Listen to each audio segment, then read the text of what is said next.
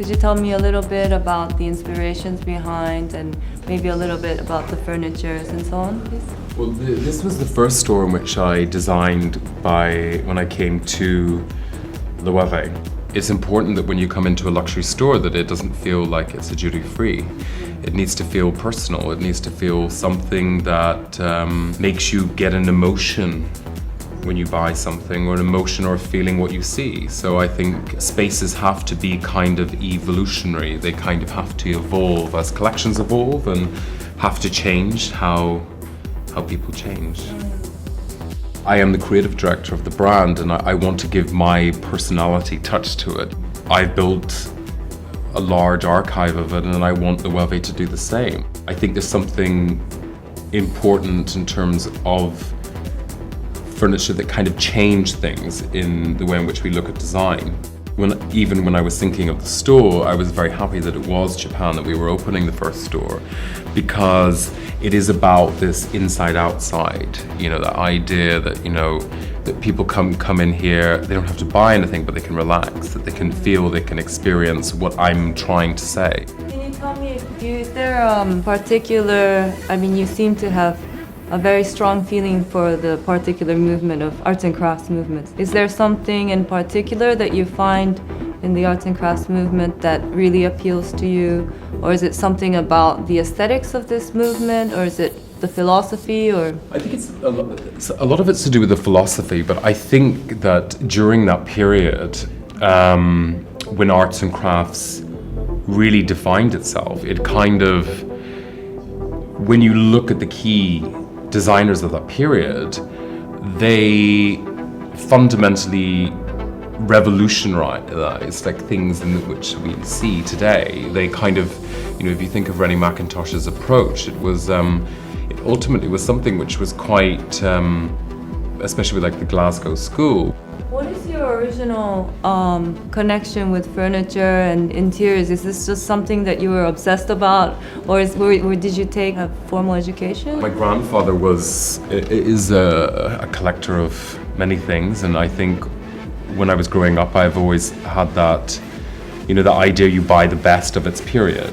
I don't know. I think sometimes it's just, you fall in love with a certain thing. Some people like other periods, or some people like new, but there is something with that one movement in furniture and design that really appeals to me, and it's a personal approach, and I think it fits very well in terms of craft. And it's when furniture really had craft. It wasn't about mass production. Yeah, I think it's really lovely how you weave that in both in the spaces that you create, in the stores, and of course into your collections, and you really pay a lot of attention to giving that regional reference as well. I found that, for example, you have the Mashiko pottery on display, and I thought that was a really nice homage. Coming back to our own roots is also so important.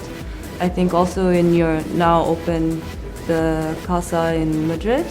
We did a new concept in Miami, where we moved a 16th century building to there from Spain. No, I think it's very important to, I think brands have a responsibility when they open in a country, because ultimately it's a Spanish brand and we're not from here. So it's very important to support craft in the country that you're from. And in this store especially, I wanted to show a series of 2 pieces of work from both different parts of the world. One was the Hamada family, in which we have the shelf, and then downstairs we have a row of Christopher Dresser glassware. Yeah. And my idea was that I wanted things to be accessible to people, that it's not a museum, it is something that has a function to it. The beautiful campaign that you shot for the photos for the beach towels collaboration. This was, for me, this really just shot right into my heart. I mean, so beautiful and such a simple but very visionary way to show the product.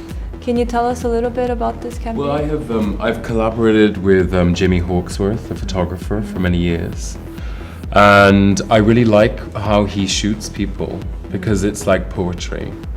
And, you know, I was very lucky to be able to collaborate with John Allen on this project, and it was something that I had found, and I felt like the use of color was something which was so new, and I felt that Jamie was able to capture something in it.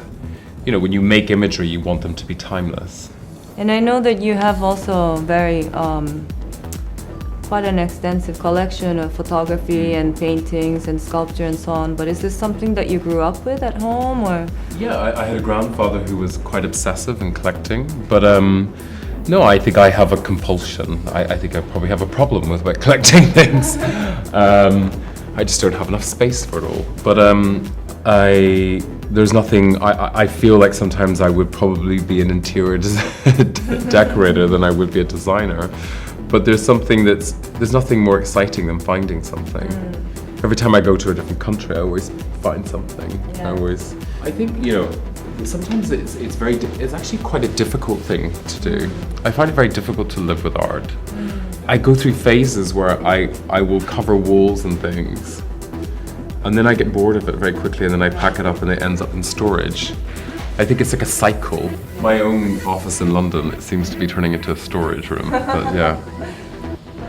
Does your taste in art change greatly does it change greatly with what you're into in the moment? Because obviously, as a designer, as a creative director, I went heavily into like modern British for a while, and then I started then kind of like being obsessed by the idea that I wanted, so I kind of rejected everything in my house after a while. I wonder if we can have a three-way conversation. Yes.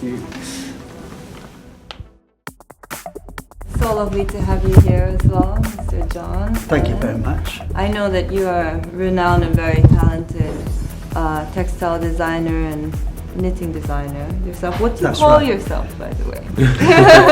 I just react to what anybody calls me, because whatever I call myself, people say, but you're an artist. If I say I'm an artist, they say you're a designer. If I say I'm a designer. So I'm just a creative person, basically.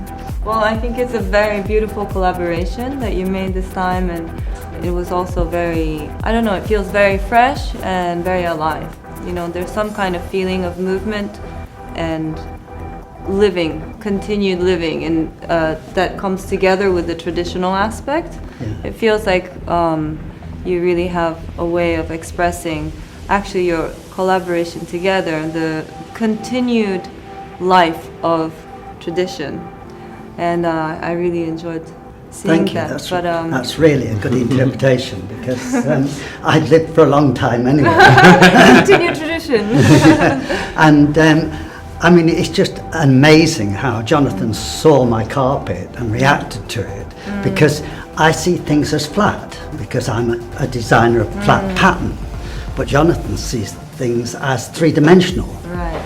And so that's the outcome, really, of seeing something flat that becomes three-dimensional, which I didn't see. And it's really exciting. In a store, in an antique store in London, and John was about to do an exhibition, and before the exhibition happened, I saw these carpets and I decided that I must have them. So I decided to buy 2 sets of them, and then I got in contact with John to ask would he be interested in collaborating, because I had them on the ground, and then I had this vision that they would make amazing beach towels. So John very kindly agreed to collaborate, and the result is I'm extremely happy with. So it's something that, you know, what I love about the pieces is that there's something you will keep forever, and it's like a snapshot of history. We hope. We hope. But I mean, they relate really to the furniture as well. I mean, I think really good design, you can take it out of its period and it's still good design. Yeah. And it's so nice, I think this collaboration brings in a lot of joy and kind of an enthusiasm into what can be more of a very cool and understated world of fashion and fashion design. A lot, I think, working in the fashion industry, there is so much joy in the making of things and in the creation of things, and it's really touching for me to see that joy come out and be able to be part of what we then share with everybody else. Yeah, well, colour is the greatest thing. Colour is something which makes you feel happy. And the right balance and the use of colour is very unique to very different individuals. And when you look at something, I think when I look at falling leaves, for example, as a towel, it's sort of, the colours make you feel positive, they make you feel happy, they make you smile. I think that's very true, because as I was walking through the airport, Yes. my bag was the most colourful thing in the airport, and people were Maybe not just the bag. well, I'm just making a statement. I think people do react to colour. Like I mean, I stood next to you and Yes. thought, oh gosh, that's quite interesting. They shouldn't work, but they kind of do. And I'm always sort of reacting to colour, and I know other people are, but most people are frightened of using it. Yes. Like putting orange next to lime green. People just don't do that, but they do work. Yes. And that's the job of the designer, really, to make people see it is possible to wear these things and look joyful and happy. Yeah. And feel it. And feel it, yes. Yeah. Because I see that you really have that energy. Yeah. Very And you were much saying inside you. earlier that I think that most designers, well, all designers I know and artists love what they do. So when they're working, they are loving every moment of their working life because they're being creative. And I think that's the difference probably between creative people and non-creative people. We love even the hours we work. Well, thank you. I want to thank you